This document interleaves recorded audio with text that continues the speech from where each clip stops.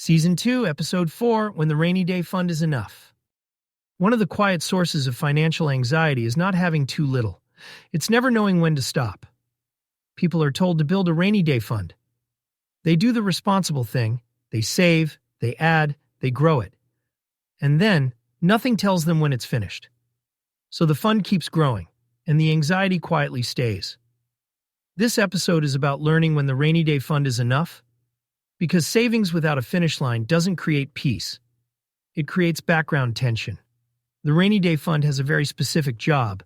It exists to absorb interruptions without forcing bad decisions. Once it can do that reliably, its work is complete. Anything beyond that point is no longer protection. It's excess caution.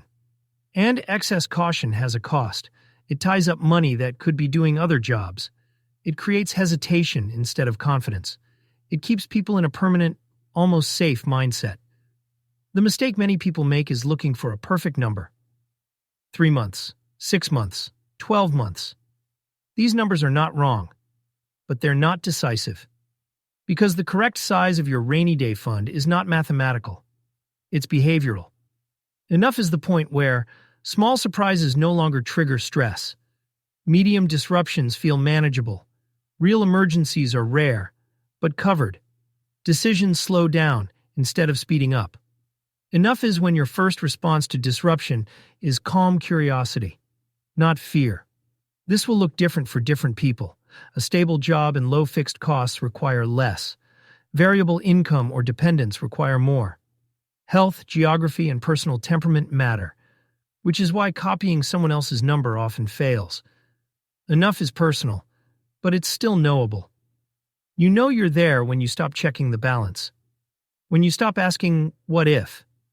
When the fund fades into the background. Completion creates relief. And relief is the signal. One more important distinction. Once the rainy day fund is complete, it should stop growing. Not because saving is bad, but because this fund has finished its role. Future savings belong elsewhere. Usable cash has a different job. Longer-term goals have different structures. Mixing them reintroduces confusion.